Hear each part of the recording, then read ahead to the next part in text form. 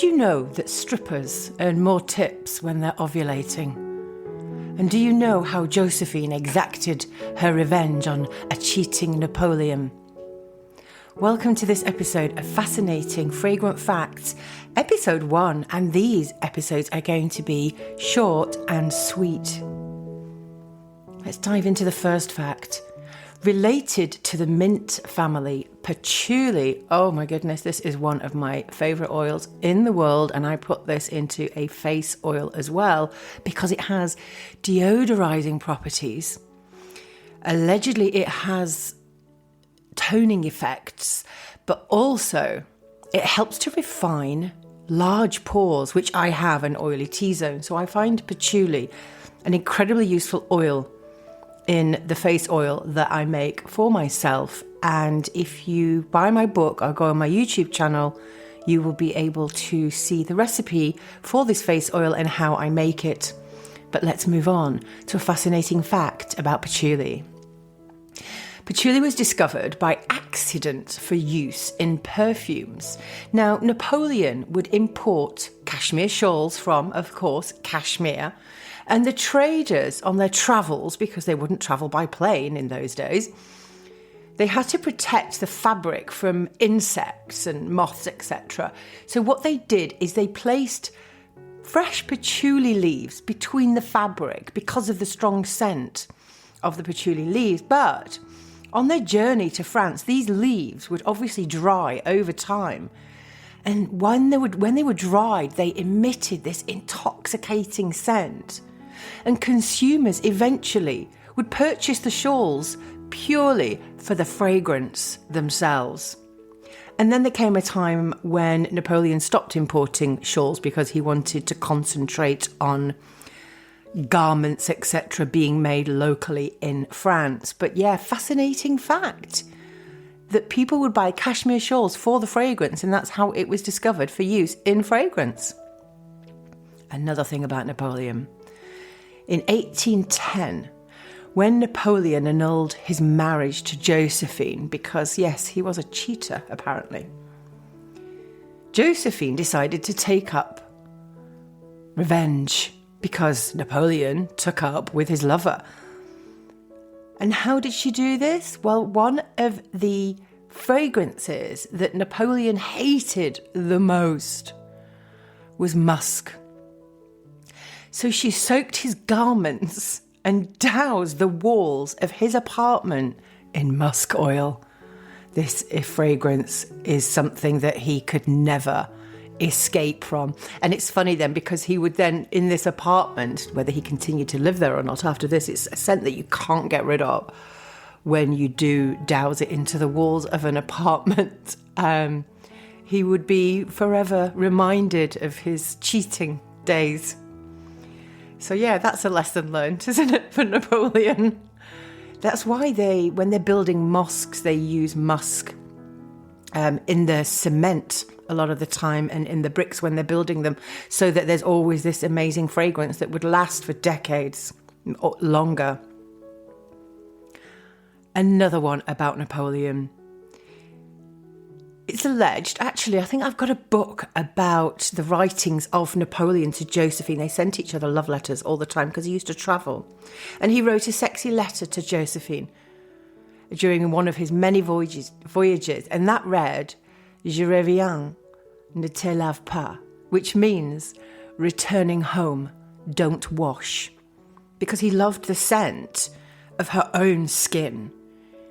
And have you ever spent time not washing, per se, not wearing deodorant? Because I do think that we live in an over-fragranced world where we become unfamiliar almost with our own smell.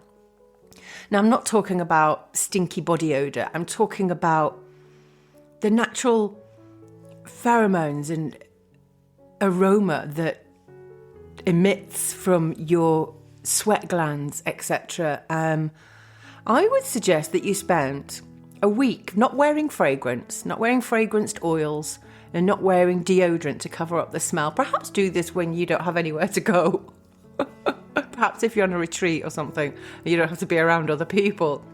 even after a day or two of not washing your armpits. It's amazing this smell becomes not so rancid, because we're living in a world that is really, everything is cosmetics, personal care, everything, candles, soap, shampoos, etc. have all got fragrance in them, and we lose sight of the pure sexiness of our own scent.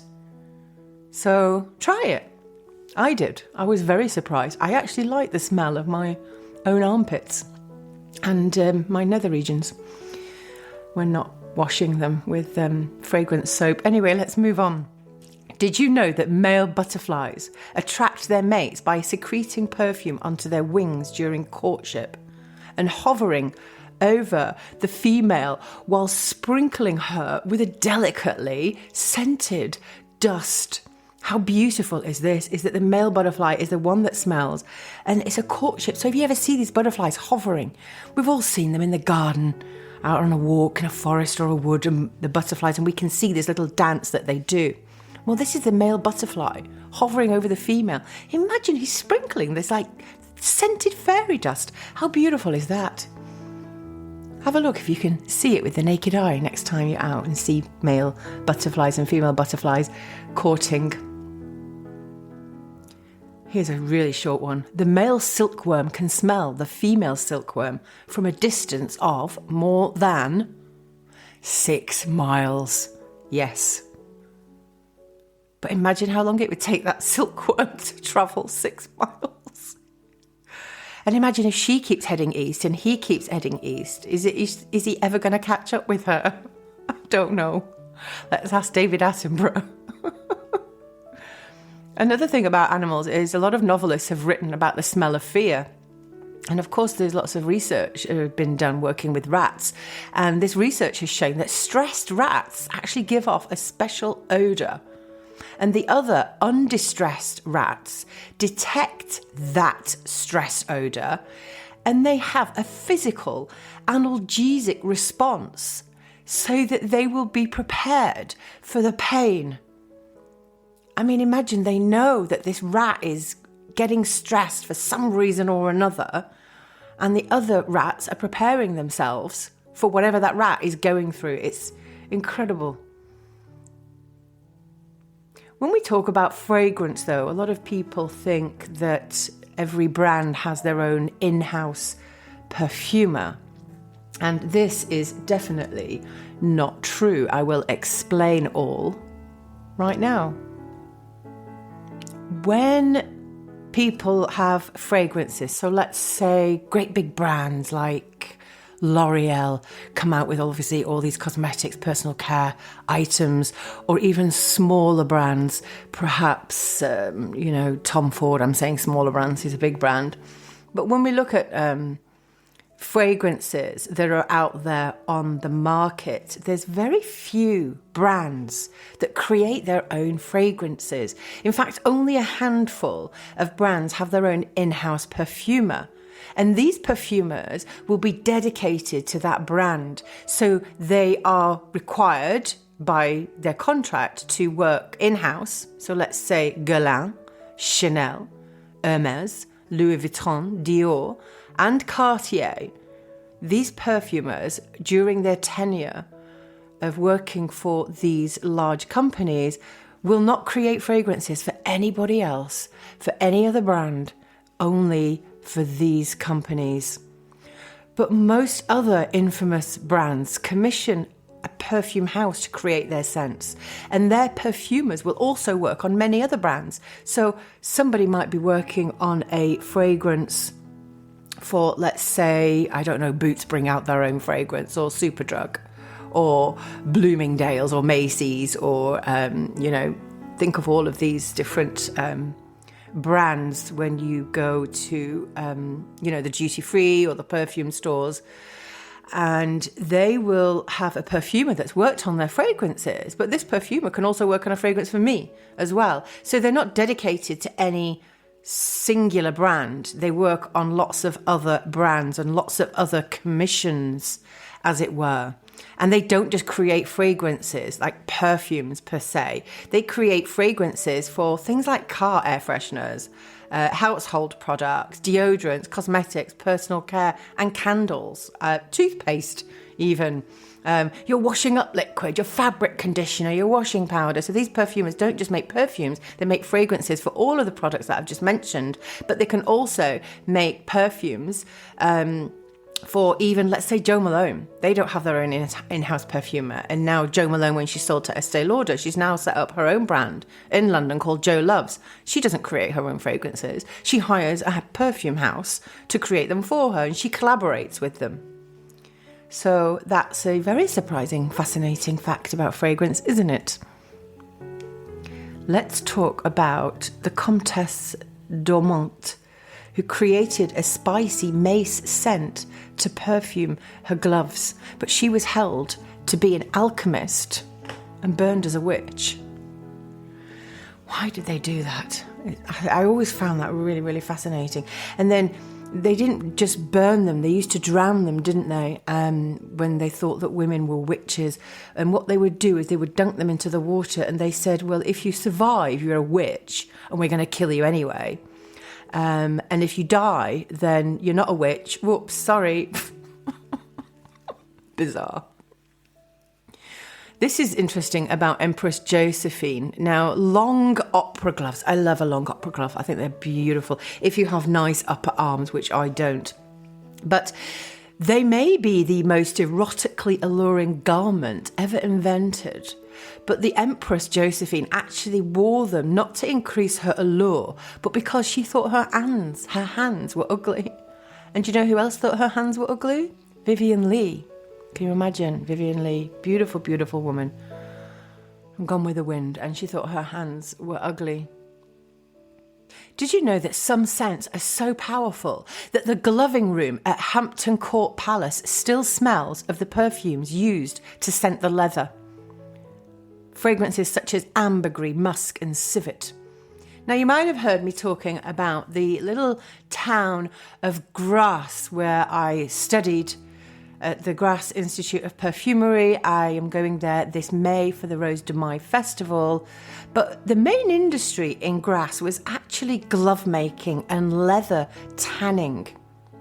But because leather smells pretty rank and corpsey, I think is, for want of a better word, that leather absolutely stinks. So when you buy a perfume that is leather, in quotes, it's not actually smells like leather, because nobody would ever buy a leather perfume if it smelled like real leather. So with these gloves in Grasse, what they did is they used to fragrance the leather to get rid of this corpsey smell.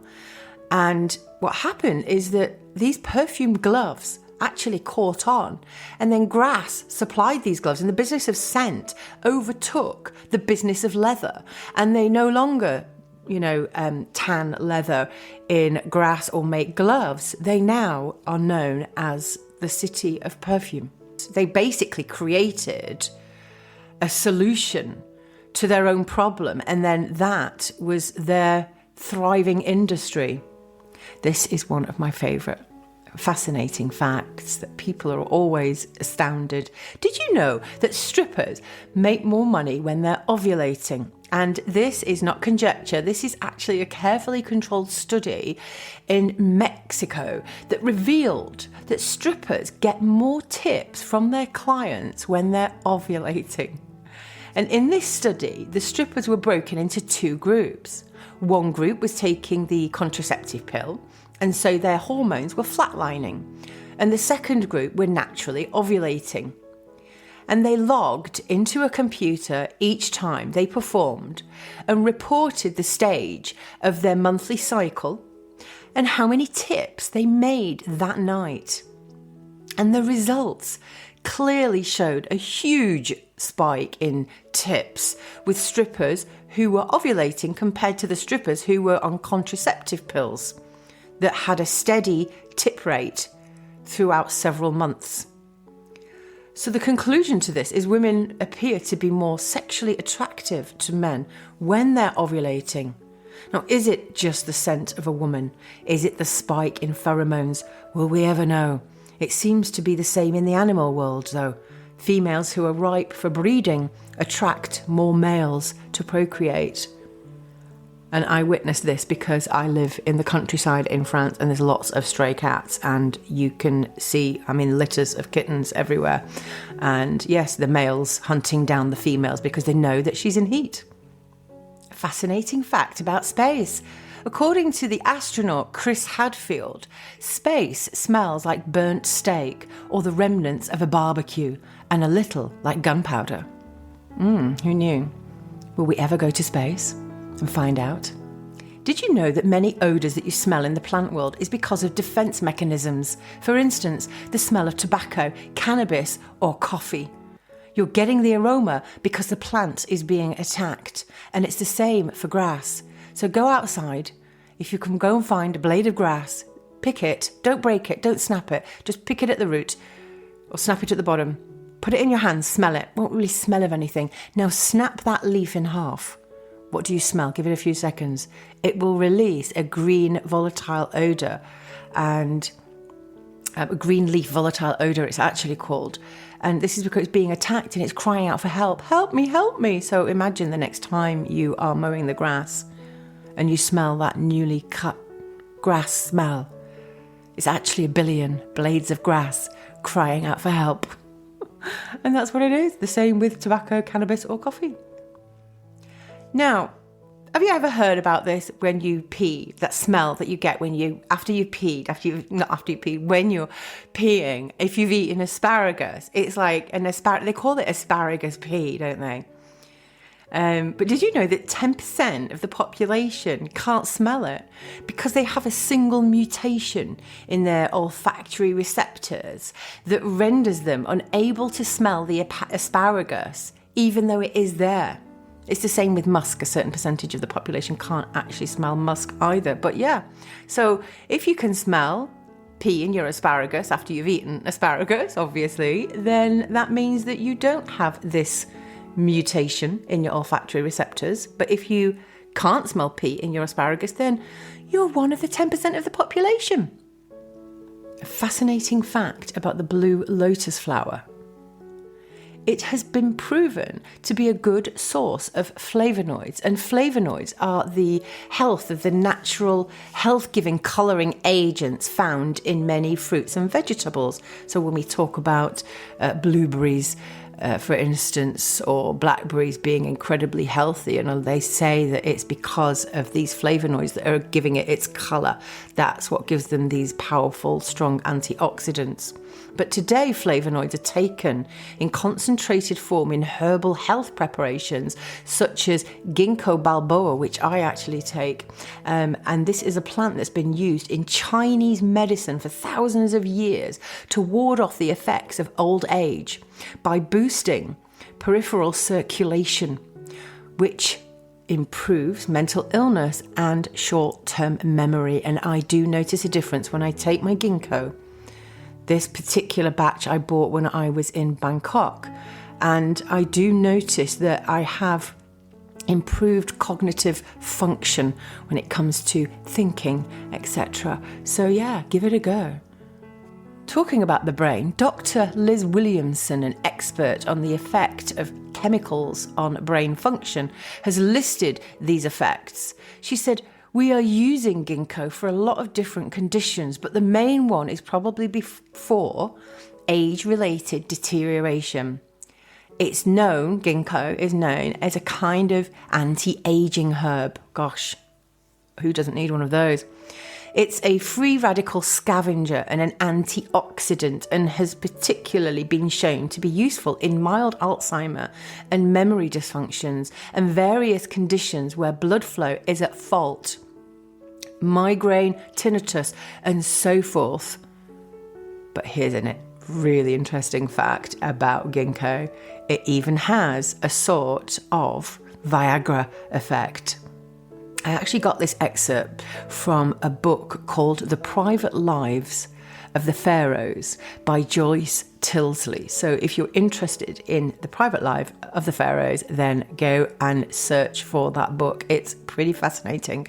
So ending on that note of Viagra, until next time, fascinating fragrant facts about violet and ambergris in my short and sweet, although this one wasn't so short, but the other one will be much shorter, I promise you. I'm going to be doing various lengths of episodes because I think I'm known for sending really, really long WhatsApp messages to my friends. It's how I love to communicate with them because I have friends all over the world, Norway, Dubai, Australia, South Africa, UK, etc. And even in France, I send voice notes. And I'm known for sending incredibly long messages, sometimes 20 minutes long. But then sometimes I might send them a message under 1 minute. And I think it's almost like they breathe a sigh of relief that when they can see how long this message, it's only 1 minute, they're like, oh, okay, she's not rambling on for like hours and hours. I can make myself a cup of coffee and listen to this really short, concise message. And that's how I want my podcast to be. Sometimes they will be short and sweet, some much shorter than others, some medium time like this one, and some a lot longer because I want to go really into depth about subjects. And I think for you, it would be, as a listener, a nice sigh of relief to listen and have the option to listen to shorter episodes from me. But I promise you, they will all be as fascinating as each other. Until next time, a bientôt and stay fabulous.